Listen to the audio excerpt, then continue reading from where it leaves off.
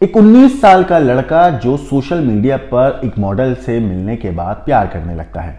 उसकी पहले दोस्ती होती है, दोस्ती आगे बढ़ती है और वो लड़का उससे प्यार करने लगता है। जब पहली बार कहते हैं उस लड़के ने सोशल मीडिया पर उस लड़की की फोटो देखी थी, तभी से वो उसके साथ संबंध बनाने के सपने देख रहा था।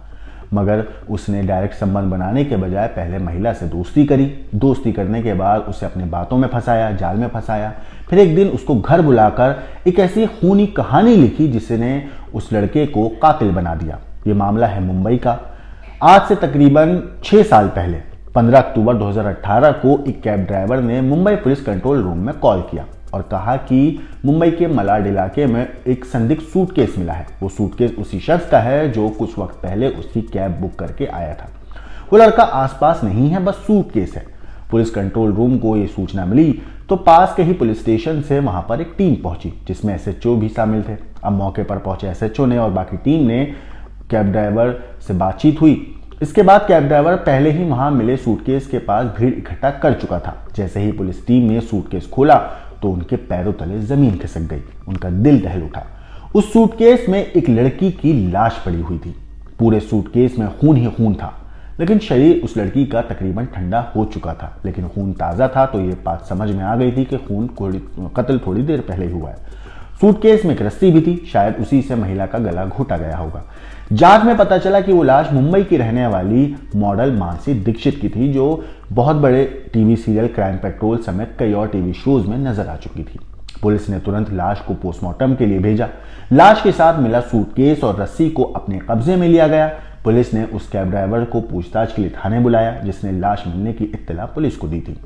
जब कैब ड्राइवर से सिरे से कहानी के बारे में पुलिस ने जानना चाहा, पता करना चाहा कि वो लड़का कहां से बैठा था, कब बैठा था, क्या हुआ था, तो पुलिस को हत्याकांड की गुत्थी सुलझाने में ज्यादा वक्त लगा नहीं। कैब ड्राइवर ने इस पूरे मामले पर पुलिस को बताया कि 15 अक्टूबर की दोपहर उसके पास अंधेरी इलाके के मिल्लत नगर से सेंटा क्रूज एयरपोर्ट जाने के लिए एक ऑनलाइन बुकिंग आई थी। वो उस इलाके के पास ही था, तो उसने बुकिंग को एक्सेप्ट कर लिया। चंद मिनटों में वो पिकअप लोकेशन पर पहुंचा तो देखा कि वहां पर करीब 19-20 साल का एक लड़का एक बड़े से सूटकेस के साथ इंतजार कर रहा था सड़क किनारे। उसने ड्राइवर से कहकर गाड़ी की डिक्की खुलवाई और अपना भारी भरकम सूटकेस रखने की जद्दोजहद करने लगा और सूटकेस उठाकर किसी तरीके से उसने गाड़ी की डिक्की में रख दिया और गाड़ी में बैठ गया। कुछ देर बाद सूटकेस रखकर वो कार में बैठा और कैब सेंटा क्रूज एयरपोर्ट की तरफ चल पड़ी। कार ने कुछ ही फासला पूरा किया कि अचानक लड़के ने ड्राइवर से कहा कि वो एयरपोर्ट की बजाय जोगेश्वरी में उसे ड्रॉप कर दे। ड्राइवर ने भी कुछ सोचा नहीं, बिना सोचे समझे ड्राइवर ने गाड़ी की दिशा बदल दी और कैब ड्राइवर ने बताया कि उसे वो लड़का थोड़ा अजीब भी लग रहा था, घबराया हुआ था, झिझक कर बातें कर रहा था। अब खैर ड्राइवर को क्या, ड्राइवर को तो लोकेशन पे पहुंचना था। बहरहाल जोगेश्वरी इलाका लगते ही वो बार बार खिड़की की तरफ जो है बाहर सड़कों के आसपास जगहों को गौर से देखने लगा, मानो कुछ तलाश नहीं हो उसकी आंखें। थोड़ी देर जोगेश्वरी में इधर उधर चक्कर काटवाने के बाद लड़के ने ड्राइवर से फिर बोला कि अब उसे वो गोरेगांव ले चले। कैब ड्राइवर उसे वहां से गोरेगांव लेकर पहुंच गया। लड़के ने फिर मलाड चलने के लिए कहा। जैसे वो गोरेगांव पहुंचता है, अब इस बार कैब ड्राइवर थोड़ा चिढ़ गया था, लेकिन मजबूर था क्योंकि बुकिंग ली हुई थी, ड्रॉप तो करना ही था। बहरहाल दूसरी तरफ उसे इस बात की तसल्ली थी कि चलो भैया कोई नहीं, अलग अलग जगह तो लेके जा रहा है, लेकिन उसका किराया बढ़ रहा है, कोई दिक्कत नहीं है।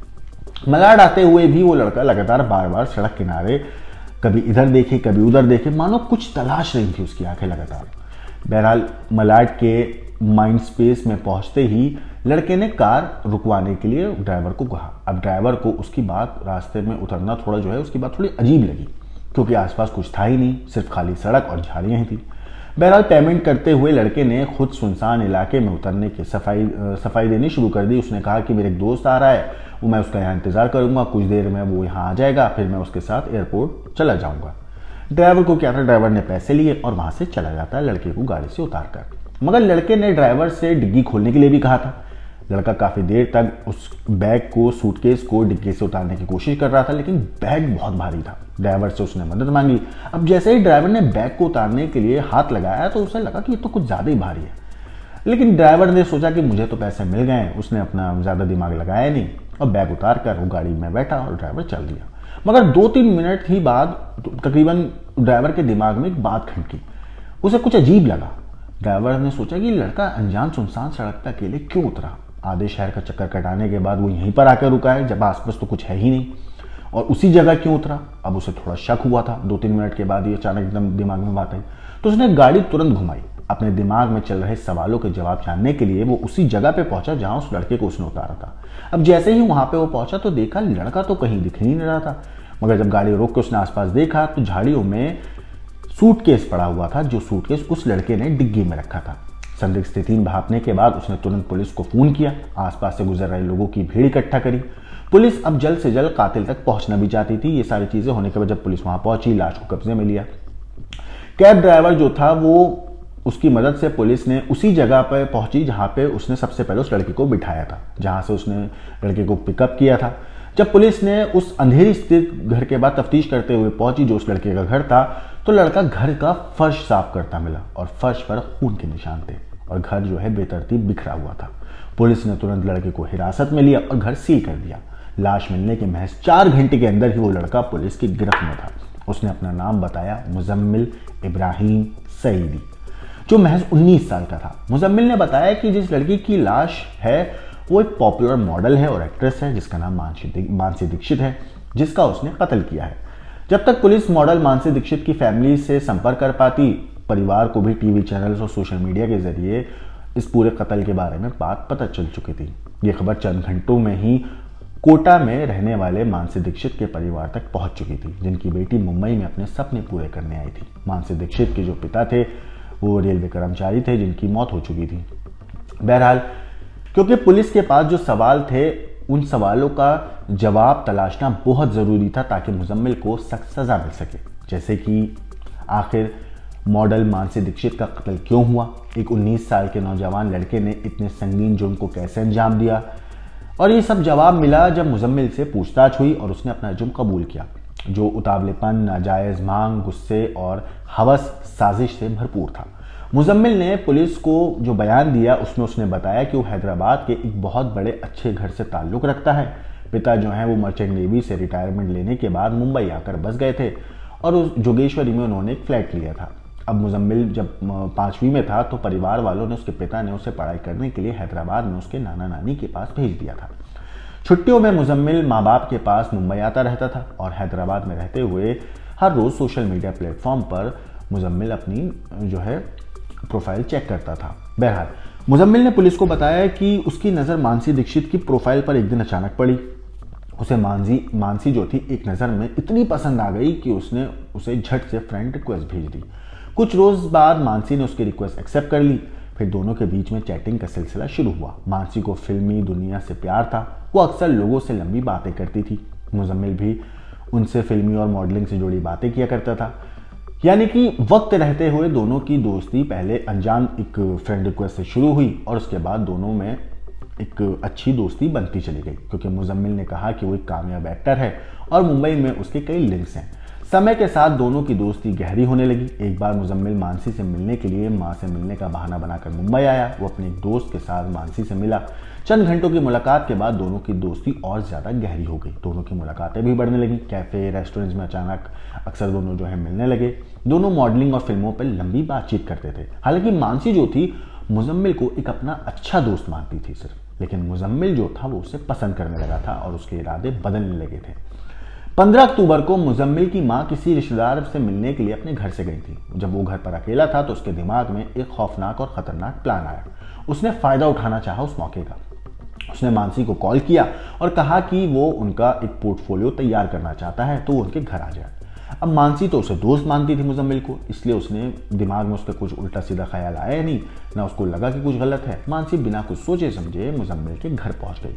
काफी देर तक फोटोशूट तो हुआ नहीं, पर मानसी से वो इधर उधर की बातें करता रहा। जब मानसी लगातार उससे सवाल करने लगी तो उसने हिम्मत करके मुजम्मिल ने अपना इरादा बता दिया। उसने कहा कि वो उसके साथ शारीरिक संबंध बनाना चाहता है। मानसी ने जैसे ये बात सुनी तो वो डर गई। उसने साफ इनकार कर दिया। अब इसके बाद मानसी के साथ मुजम्मिल अश्लील हरकतें करने लगा, इधर उधर छूने लगा। मानसी मुजम्मिल के इरादे भाप चुकी थी। अब वो अपना बचाव करने लगी और वहां से जाने लगी। मानसी ने उसे फटकार लगाई और गुस्से में उठी और फ्लैट से जैसे ही जाने वाली थी, उसने दरवाजे की तरफ अपना हाथ ही बढ़ाया था कि मुजम्मिल ने पास रखे एक लकड़ी की टेबल से उसके सिर पर वो जोरदार हमला किया, जिससे उसको चोट लगी और मानसी बेहोश हो गई। मुजम्मिल की दरिंदगी अब और ज्यादा बढ़ चुकी थी। उसने सोच लिया था कि अब उसके साथ वो जो चाहे वो कर सकता है। उसने बेहोशी में ही मानसी का रेप करने का कोशिश करने लगा, लेकिन उससे पहले कि वो अपनी हैवानियत को अंजाम देता, मानसी होश में आ गई और शोर मचाने लगी, जिससे मुजम्मिल डर गया। उसने पास पड़े एक जूते के लेस से मानसी का गला घोट दिया। कुछ देर तक तड़पने के बाद मानसी ने अपना दम तोड़ दिया। अब मुजम्मिल घबराया हुआ था, क्या करे, क्योंकि कुछ ही देर में उसकी मां वापस आने वाली थी। मुजम्मिल ने घर में रखे सूटकेस में मानसी की लाश रखी। लाश ठिकाने लगाने के लिए मुजम्मिल ने उसे घर में रखे बड़े सूटकेस में अच्छी तरह बंद किया और उसके बाद एक ऐप से बुक कैब और उसके बाद मलाड गया, जहां उसने लाश झाड़ियों में फेंक दी और खुद ऑटो से घर आया। उसके घर के फर्श पर मानसी का खून था, जिसे वो साफ कर ही रहा था कि अचानक पुलिस ने उसके दरवाजे पर दस्तक दी। पुलिस जैसे ही घर के अंदर दाखिल हुई तो वहां का मंजर देखकर उन्हें समझ आ चुका था कि यहाँ कुछ ना कुछ गड़बड़ जरूर है। पुलिस ने उसके बाद घर को सील किया और अपने साथ मुजम्मिल को लेकर थाने पहुंची, जहां पर उसने अपना जुर्म कबूल कर लिया और उसने पुलिस को बताया किस तरीके से और कितनी बेरहमी से उसने मानसी का कत्ल किया। मानसी उसे अपना अच्छा दोस्त मानती थी, लेकिन इस शख्स के दिमाग में कुछ और ही चल रहा था। यह हवस में इस हद तक अंधा हो चुका था कि उसने दोस्ती की ना तो इज्जत करी, ना मानसी की कदर करी और बेरहमी से मानसी को मौत की नींद सुला दी। मानसी की दोस्ती के साथ इसने खूनी खिलवाड़ किया, मानसी को मौत की नींद सुलाया। फिलहाल ये कातिल जो है थाने जेल में बंद है और पुलिस अभी भी इस केस में बहुत चीज़ें हैं जो आनी है सामने, लेकिन फिलहाल ये बात क्लियर है कि इसने कत्ल किया था और इसने अपना जुर्म कबूल भी कर लिया है। थाने जेल में बंद है और अपनी गुनाहों की सज़ा काटने की तैयारी कर रहा है, बल्कि अपनी सज़ा काट ही रहा है एक तरीके से देखा जाए तो ये शख्स। इस पूरी स्टोरी के ऊपर आपकी जो भी राय है हमें कमेंट करके ज़रूर बताइएगा। मानसी के कत्ल के ऊपर आपका जो भी कहना है, और इस तरीके से एक तरफा प्यार और हवस के चलते जो लोग लड़कियों की दोस्ती को गलत समझ लेते हैं, अगर कोई लड़की आपसे अच्छे से बात कर रही है, आपसे अच्छे से मिल रही है, इसका ये मतलब नहीं है कि वो आपसे प्यार करती है। प्यार भले ही करती होगी, लेकिन प्यार के भी अलग अलग रूप होते हैं।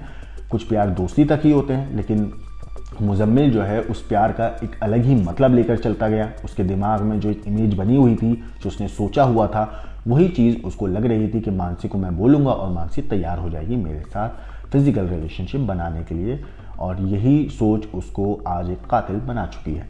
इस पूरी स्टोरी के ऊपर आपकी जो भी राय है, आपका जो भी कहना है, हमें कमेंट करके ज़रूर बताइएगा। बाकी देश और दुनिया की क्राइम की खबरों के लिए देखते रहिए क्राइम तक।